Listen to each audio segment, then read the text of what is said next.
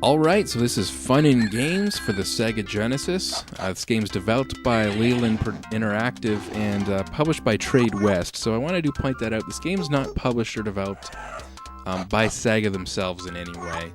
But, obviously the first thing you're going to notice is that, yes, this is a Mario Paint clone, if you will. It's a painting game with activities, and as you've seen, and as you can see now, it uses the mouse. So here's the main menu. There's basically 5 activities you can do. So we'll start with this one, which is, of course, making music. As you can see, you have different instruments here you can pick to give you a different sound. When you've got the instrument that you like, you can place it on the actual scale there, or you can hit the keys on the keyboard. So that's pretty cool. They give you 2 different ways to enter the notes. If you know how to play the piano, it might be easier for you to just hit the keys on the piano. So that's pretty cool. And then you can see here you have your typical drum beats. You can put drum beats into the background of the song you've made. We've got like PCM samples, just like in Mario Paint. You got like a dog barking and a cat meowing. All these different sound effects that you can put in there. I actually thought this one was pretty funny because, is it that one or this one? Yeah, it sounds just like the guy screaming in Earthworm Jim, doesn't it? But yeah, there's, typical samples. You can put them all together and make a song.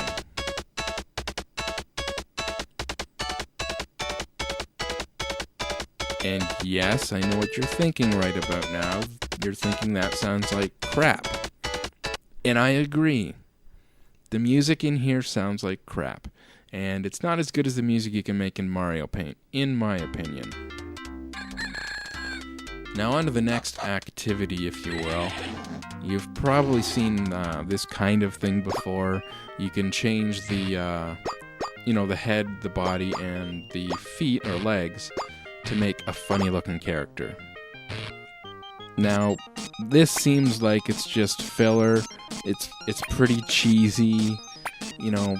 There's not really a lot you can do. You're basically just hitting, one of 3 buttons to make a character. Big deal. But one cool thing, well, just keep in mind what this character looks like that we've made. So we'll exit that.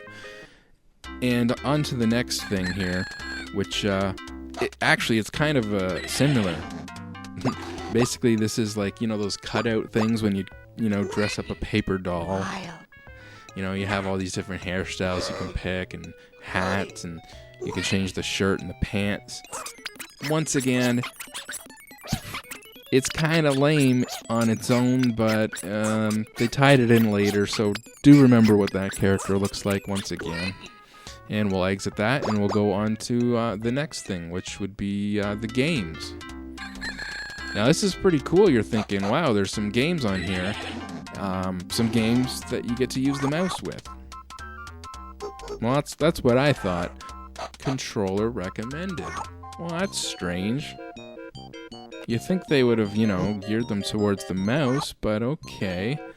So, here's obviously a Pac-Man clone playing as a mouse, running through a maze, being chased by cats, and then you eat the dog bone, you turn into a dog, and you can eat the cats. It's a Pac-Man clone, but as you can see, it's very hard to control with the mouse. You actually have to move the mouse, lift it off the mouse pad, move it from one end of the mouse pad to the other, just to get them to move basically like a step. So, it's almost impossible to play with the mouse. Actually, it looks like a good game. It's probably a good game with the controller, but it sucks with the mouse, and, well, that sucks. Okay, but how about this one, Wacka Climb? Looks like whack-a-mole. This should be good with the mouse, right? You would just move the hammer with the mouse. Well, once again, that's what you'd think, but it controls really awkwardly. It controls as if it thinks you have the controller. It always centers to the center.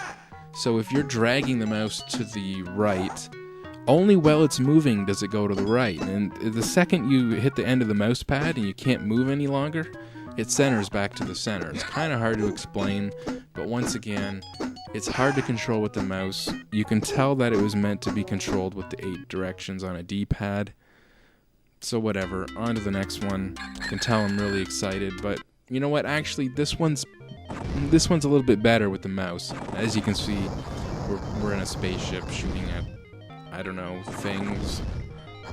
But, you know, it controls like a first-person shooting game, so, you know, you just look around with the mouse and you know, aim your crosshairs.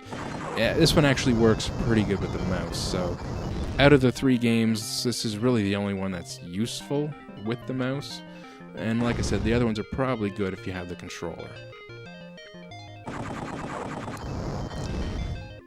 So we'll exit out of there.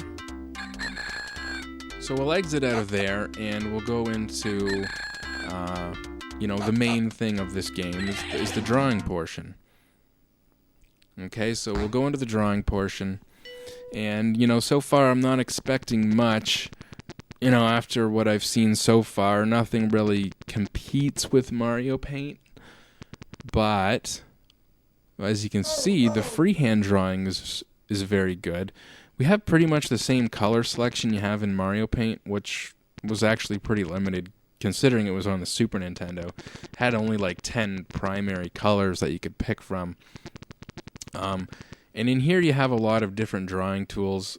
As I said, I'm starting off with the freehand drawing. But, you know, you've got tools to draw lines. You've got tools to draw circles. And if you can't tell what I'm drawing a Ford GT40 to the best of my ability in this game. And like I said, it's not bad, actually. So far, I'm very impressed with the freestyle drawing.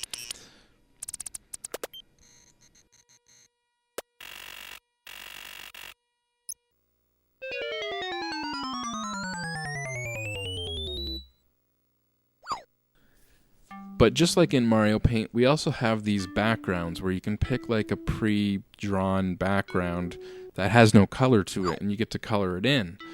Except here there's a lot more to pick from. Actually, I was very surprised with the selection. And the filling in of colors works much better in this game. In Mario Paint, it's so slow. Like, the Super Nintendo's processor is pretty slow, and it's got to calculate, you know, where you can paint. And in here, it's much faster. And then you get into the sprites, because you can add in sprites, and look at the size of them. They're huge. Mario Paint had nothing this impressive. It had the stamps, which were just like little 1-inch by 1-inch things. And here we got these sprites that almost fill up the entire screen. You know, with the transparencies, the way they work, you can obviously overlap them on top of your picture. And here's where I was talking about when you created your 2 characters, and I said they came in handy later on. Well, here they are. As you can see, you can actually use those characters you created in your drawing. So it actually kind of makes sense now. And of course, just like in Mario Paint, we also had the raw stamps where you could, you know, you had the little stamps and you could go in and draw your own stamp. So, I mean, if you can't tell what I'm drawing here, it's a Model 2 Sega Genesis, of course. Once again, to the best of my ability in this game. And it's pretty cool. I mean, yeah, that was in Mario Paint too, so there you go. But overall, the drawing and the coloring and the large sprites, I'm going to say that the actual drawing portion of this game is actually better than Mario Paint.